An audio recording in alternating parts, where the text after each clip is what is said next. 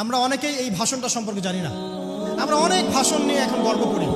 নবী করিম সাল্লাল্লাহু আলাইহি ওয়াসাল্লামের এই যে সর্বশ্রেষ্ঠ ভাষণ, এটা কতজন জানেন? বিদায় হজের ভাষণ। কতজন জানেন বিদায় হজের ভাষণে নবী সাল্লাল্লাহু আলাইহি ওয়াসাল্লাম কি বলেছিলেন উম্মতকে? আমরা একটু আপনাদেরকে শোনাবো, শুনিয়ে ইনশাআল্লাহ লেকচারটা শেষ করব। নবী করিম সাল্লাল্লাহু আলাইহি ওয়াসাল্লাম এই দিনে 31টা বিষয়ে উম্মতকে নির্দেশ দিয়েছেন। 31টা বিষয়, সবগুলো বলার সময় পাওয়া যাবে না, আমি কয়েকটা কথা বলছি। নবী করিম সাল্লাল্লাহু আলাইহি ওয়াসাল্লাম সবার সামনে দাঁড়িয়ে দীর্ঘ 23 বছর অক্লান্ত পরিশ্রম করে দাওয়াতি মিশন কমপ্লিট করার পরে সবাইকে সমবেত করে একটা হজ করলেন। হজ করার পরে তিনি গুরুগম্ভীর কণ্ঠে বলছেন, হৃদয়ের সমস্ত আবেগ বের করে দিয়ে বলছেন, হে জনগণ, আইয়ুহান নাস, হে জনগণ, আমি জানি না আজকের পর তোমাদের সাথে আমি কখনো মিলিত হতে পারবো কিনা। একটু চিন্তা করেন, সাহাবীরা সামনে দাঁড়িয়ে আছেন, নবীজি দাঁড়িয়ে এই কথাটা বলছেন, হে জনগণ, আমি জানি না আজকের পরে আমি তোমাদের সাথে মিলিত হতে পারবো কিনা। অতএব যে ব্যক্তি আজকে আমার এই কথাগুলোকে স্মরণ রাখবে, সে যেন অন্যের কাছে এই কথাগুলো পৌঁছে দেয়। হতে পারে যার কাছে পৌঁছে দেওয়া হচ্ছে সেই এই কথাগুলোকে বেশি সংরক্ষণ করতে পারে। আল্লাহ পাক তার প্রতি রহম করুন যে আমার এই কথাগুলোকে অন্যের কাছে পৌঁছে দেবে। নবীজির ভাষণ। এরপর নবীজি বলছেন, জেনে রাখো নিশ্চয়ই তোমাদের পরস্পরের, মুসলিমদের পরস্পরের সম্পদ, পরস্পরের রক্ত, পরস্পরের এই যে জান, মাল, ইজ্জত, এগুলো একে অপরের জন্য হারাম। মুসলিমদের পরস্পরের রক্ত, পরস্পরের ইজ্জত, সম্মান একে অপরের জন্য হারাম। এর হানি করা একে অপরের জন্য হারাম। ঠিক যেমন আজকের এই দিন হারাম, এই শহর হারাম, এই মাস হারাম। নবী করিম সাল্লাল্লাহু আলাইহি ওয়াসাল্লাম বলছিলেন, জেনে রাখো 3টা বিষয়ে যেন তোমাদের অন্তর কখনো খেয়ানত না করে। 3টা বিষয়ে তোমাদের অন্তর যেন কখনো খেয়ানত না করে। 1, তোমরা যে কাজটাই করবা শুধু আল্লাহ পাকের সন্তুষ্টির জন্য করবে। তোমরা যে কাজই করবে শুধু আল্লাহর সন্তুষ্টির জন্য করবে। তোমাদের শাসক বর্গের কল্যাণ কামনা করবে। তোমাদের শাসক বর্গের কল্যাণ কামনা করবে। 3 নাম্বার, মুসলিমদের জামাতকে আঁকড়ে ধরে রাখবে। মুসলিমদের ইউনাইটেড কমিউনিটিকে আঁকড়ে ধরে থাকবে। এই 3টা বিষয় পালনের ক্ষেত্রে তোমাদের অন্তর যেন খেয়ানত না করে। এদিন সূর্য ঢলে যাওয়ার পরে নবী সাল্লাল্লাহু আলাইহি ওয়াসাল্লাম আরো বললেন, শুনে রাখো হে মানব জাতি, এটা ভালো করে শোনেন, শুনে রাখো হে মানব জাতি, নিশ্চয়ই আমি মুহাম্মদ সাল্লাল্লাহু আলাইহি ওয়াসাল্লাম জাহেলি যুগের যত কুপ্রথা আছে সমস্ত কুপ্রথাকে আমার পায়ের তলে পিষ্ট করে গেল। জাহেলি যুগে কি ছিল ভাই? শিরিক ছিল, সুদ ছিল, মাদক ছিল, নারীর অবমাননা ছিল, কন্যা সন্তানকে দাফন করা হতো, রক্তক্ষয়ী, হানাহানি, মারামারি, কাটাকাটি ছিল। এগুলো সব কিছুকে আমি আমার পায়ের তলে দাফন করে গেলাম। এটা কি দাফন হয়েছে? তিনি বলছেন, নিশ্চয়ই আমি জাহেলি যুগের সুদকে আমার পায়ে তলে পিষ্ট করে যাচ্ছি। সর্বপ্রথম যার সুদ আমি পিষ্ট করছি তিনি হচ্ছেন আব্বাস ইবনে আব্দুল মুত্তালিব, আমার চাচার সুদ। নিজের পরিবার থেকে দৃষ্টান্ত স্থাপন করলেন। তিনি আরো বললেন, হে উপস্থিত জনগণ, তোমরা মেয়েদের ব্যাপারে সতর্ক থাকবে এবং তোমাদের স্ত্রীদের ব্যাপারে সতর্ক থাকবে, তাদের হকের ব্যাপারে সতর্ক থাকবে, কেননা তোমরা তাদেরকে আল্লাহর কালিমার মাধ্যমে হালাল করে নিয়েছো। অতএব তাদের ব্যাপারে তোমরা সতর্ক থাকবে। তোমাদের উপর তাদের হক হচ্ছে তোমরা যা খাবে, যা পরবে, তাদেরকেও তাই খাওয়াবে, তাই পরাবে। আর তাদের উপর তোমাদের হক হচ্ছে তারা তোমাদের বিছানায় এমন কাউকে আসতে দিবে না যাদেরকে তোমরা অপছন্দ করো। নবী করিম সাল্লাল্লাহু আলাইহি ওয়াসাল্লাম আরো বলছেন, এই দিন আইয়ুহান নাস, হে মানব জাতি, তারাকতু ফিকুম আমরাইন, জেনে রাখো আমি তোমাদের সামনে মাত্র 2টো বস্তু ছেড়ে গেলাম। কয়টা বস্তু? লান তাদিল্লু মা তামাসসাকতুম বিহিমা, তোমরা কোনোদিন পথভ্রষ্ট হবে না যতদিন এই 2টা বস্তুকে আঁকড়ে ধরে থাকবে। কিতাব আল্লাহ, আল্লাহর কিতাব, ওয়া সুন্নতি নবীহি, এবং তার নবীর সুন্নাহ। তিনি আরো বললেন, আল মুসলিম, জেনে রাখো প্রকৃত মুসলিম সে ব্যক্তি, মান সালিমাল মুসলিমুনা মিন লিসানিহি ওয়া ইয়াদিহি, যে ব্যক্তির হাত এবং জবান থেকে অন্য মুসলিম নিরাপদ থাকে সেই ব্যক্তি হচ্ছে প্রকৃত মুসলিম। আল মুহাজির, আর প্রকৃত মুহাজির সে ব্যক্তি, মান হাজারা মা নাহাল্লাহু আনহু, আল্লাহ পাক যা নিষেধ করেছেন সেখান থেকে যে দূরে থাকে সেই ব্যক্তি প্রকৃত মুহাজির, মানে হিজরতকারী। তিনি আরো বলেন, মনে রাখো আমি তোমাদের সবার আগে হাউজে কাউসারে চলে যাব এবং সেখানে আমি তোমাদের জন্য অপেক্ষা করতে থাকবো। অতএব শোনেন, অতএব তোমরা আমার চেহারাকে কালিমা লিপ্ত করো না, মানে আমার চেহারায় কালিমা লিপ্ত করো না, আমার নাম নষ্ট করে দিও না। আমি তোমাদের সংখ্যাধিক্য দেখে আল্লাহর কাছে গর্ব করব, আমাকে তোমরা অপমানিত করো না। আজকে কি আমরা তার দায়িত্ব পালন করে উম্মাহ হতে পেরেছি? নবীজি বলেছেন তা আমার চেহারাকে কালিমা লিপ্ত করো না। সুবহানাল্লাহ।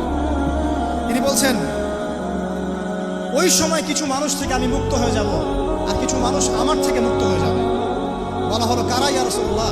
তিনি বলছেন আল্লাহ পাককে আমি বলবো ইন্নাহুম মিন্নি, হে আল্লাহ এরা আমার উম্মাহ, এরা আমার উম্মত, আমার সাহাবী। আল্লাহ পাক বলবেন ইন্নাকা লা তাদরি মা আহদাসা বা'দাক, তুমি জানো না হে নবী তোমার মৃত্যুর পর এই মানুষগুলো, পরবর্তী মানুষগুলো তোমার দিনের মধ্যে কত বিদআত সংযোজন করেছে। তিনি আরো বলেছিলেন হে জনগণ জেনে রাখো প্রত্যেক পরিবারের জন্য প্রতি বছর একটা করে পশু জবাই করার বিধান, প্রত্যেক পরিবারের জন্য, সামর্থ্যবান পরিবারের জন্য প্রত্যেক বছর একটা করে পশু জবাই করার বিধান রয়েছে। তিনি আরো বললেন মনে রাখো একজনের অপরাধের শাস্তি আরেকজন কখনো পাবে না, আর বাবার দোষে ছেলে কখনো দুষ্ট হবে না, ছেলের দোষে বাবাও কখনো অপরাধী হবে না। তিনি আরো বললেন জেনে রাখো এই মানব জাতি নিশ্চয়ই শয়তান এই বিষয় থেকে নিরাশ হয়ে গেছে যে তোমরা শয়তানের ইবাদত করবে, শয়তান নিরাশ হয়ে গেছে। কিন্তু শয়তান নিরাশ হয়নি একটা বিষয় থেকে, যে তোমরা একে অপরে হানাহানি, কাটাকাটি, ফিতনা, ফাসাদে ব্যস্ত থাকবে, যেমনটা এখন আমরা করছি। আমরা কিন্তু সরাসরি কখনো শয়তানের ইবাদত করছি না, করছি? কিন্তু মুসলিমরা এখন পরস্পরে হানাহানি, কাটাকাটি, ফাসাদে লিপ্ত আছে। তিনি আরো বললেন যে একজন মুসলিমের জন্য হালাল নয় অন্য মুসলিমের সম্পদ আত্মসাৎ করা, যতক্ষণ না সে স্বেচ্ছায় খুশি মনে তোমাকে সম্পদ প্রদান করে। অতএব তোমরা একে অপরের প্রতি জুলুম করবে না। তিনি আরো বললেন সাবধান, আমার ইন্তেকালের পরে তোমরা একে অপরের গর্দান উড়িয়ে কাফের হয়ে যেও না। সাবধান, আমার ইন্তেকালের পর তোমরা একে অপরের গর্দান উড়িয়ে কাফের হয়ে যেও না। তিনি আরো বলেছেন একজন মুসলিম আরেকজন মুসলিমকে গালি দিতে পারে না। যদি একজন মুসলিম আরেকজন মুসলিমকে গালি দেয় এটা হচ্ছে ফাসিকি, এবং একজন মুসলিম যদি আরেকজন মুসলিমের সাথে যুদ্ধ করে এটা হবে এক প্রকার কুফরি। তিনি আরো বলেছেন হে জনগণ জেনে রাখো আমার পরে কোনো নবী নেই, আর আমার পরে তোমরা ব্যতীত আর কোনো উম্মত নেই। এর চেয়ে স্পষ্ট কথা হতে পারে? আমার পরে কোনো নবী নেই আর আমার পরে তোমরা ছাড়া কোনো উম্মত নেই। তাহলে আমরা যখন নতুন নতুন নবী বানিয়ে নিচ্ছি, কোনো কোনো ক্ষেত্রে বলছি একজন ব্যক্তি ছিলেন সে নিজে ঈসাও ছিল, সে মাহদিও ছিল, সে নবীও ছিল। দিন দিন মানুষ এই খাতায় নাম লেখাচ্ছে। সুবহানাল্লাহ।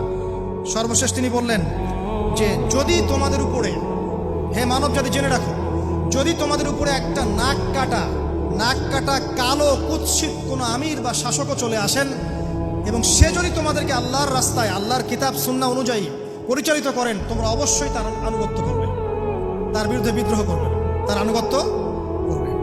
জেনে রাখো, শেষে তিনি জেনে রাখো হে মানব জাতি, আজকে থেকে কুল্লুকুম মিন আদম, তোমরা সবাই আদম সন্তান, ওয়া আদামু মিন তুরাব, আর আদম হচ্ছে মাটির সন্তান। আরবের উপর অনারবের, অনারবের উপর আরবের, সাদার উপর কালোর, কালোর উপর সাদার, লালের উপর কালোর অথবা কালোর উপর লালের কোনো রকম প্রাধান্য নাই। ইল্লা তাকওয়া, শুধু তাকওয়া ব্যতীত। যে ব্যক্তি বেশি মুত্তাকি সে আল্লাহর কাছে বেশি মর্যাদার অধিকারী হবে ইনশাআল্লাহ তাআলা। সর্বশেষ তিনি আঙ্গুলটা উঁচু করলেন, নিজের শাহাদাত আঙ্গুল উঁচু করে আকাশের দিকে তাকালেন, এরপর জনগণের দিকে তাকালেন, তাকিয়ে বললেন যে তোমাদের ব্যাপারে, হে জনগণ তোমাদের ব্যাপারে আমাকে আল্লাহ জিজ্ঞাসা করবেন। ফামা আনতুম কাইলুন, তোমরা ওই সময় কি বলবে আমার সম্পর্কে? তখন সাহাবীরা বললেন আমরা বলবো যে আপনি বাল্লাগতা রিসালাতাক, আপনি আপনার রিসালাত পৌঁছে দিয়েছেন, ওয়াজ্জা আমানাতাক, আপনার আমানত পূর্ণ করেছেন, ওয়া নাসাহতা উম্মাতাক, এবং আপনি আপনার উম্মতকে নসিহত করেছেন।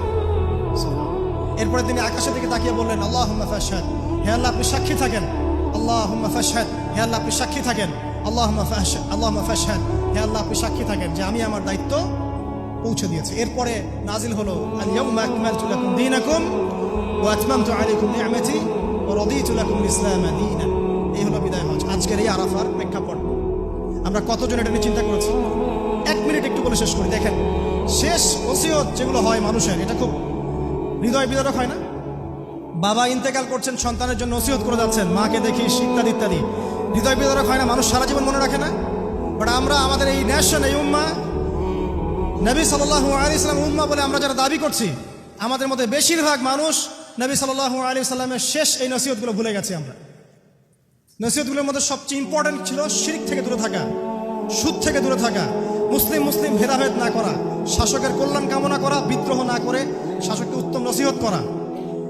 এবং আরেকটা হাদিসে তিনি বলেছিলেন 5 ওয়াক্ত সালাত আদায় করবে, সাওম পালন করবে, রমজান মাসে সাধ্যমতো সাদাকা করবে, মুসলিমদের জামাত আঁকড়ে ধরবে, ইনশাআল্লাহ হাসতে হাসতে জান্নাতে প্রবেশ করবে। আও কামা ক্বালা আলাইহিস সালাম। জাহেলি যুগের সমস্ত প্রথা ছেড়ে দেওয়া ছিল আজকের দিনের মূল মর্ম, আমরা ছাড়তে পারছি না। সুদ ছেড়ে দেওয়া ছিল মূল মর্ম, ছাড়তে পারছি না। শিরক থেকে বেরোতে পারছি না। বেদাতীদের ব্যাপারে ধমক দেওয়া হয়েছে, বেদাত ছাড়তে পারছি না। খেয়াল করে দেখেন, মুসলিম মুসলিম হানাহানি কাটাকাটি এখনো ছাড়তে পারছি না। ইভেন ধর্মতাত্ত্বিকভাবেও আমরা বহু দল এবং উপদলে বিভক্ত হয়ে গেছে, কারোর সাথে কারো ঐক্য নাই। সব মিলিয়ে নবী সাল্লাল্লাহু আলাইহি ওয়াসাল্লামের শেষ ওসিয়তগুলো, কিতাব এবং সুন্নাহ আঁকড়ে ধরা, এটা আমরা সবাই আঁকড়ে ধরতে পারছি না। আজকের এই দিবসগুলো এই জন্যই আল্লাহ পাক বারবার ফিরিয়ে দেন, যাতে করে এগুলো নিয়ে আলোচনা হয়, আমরা এগুলো জানতে পারি এবং আমল করতে পারি, এই চেতনাগুলো লালন করতে পারি, নিজেরাও শিখি, পরিবারকেও শেখাই, আগামী প্রজন্মকেও শেখাই ইনশাআল্লাহ তাআলা। আশা করছি ইনশাআল্লাহ আমরা যদি নাও পারি, এক সময় এমন একটা প্রজন্ম আসবে যারা নবী সাল্লাল্লাহু আলাইহি ওয়াসাল্লামের উম্মার মতো উম্মাহ হবে ইনশাআল্লাহ।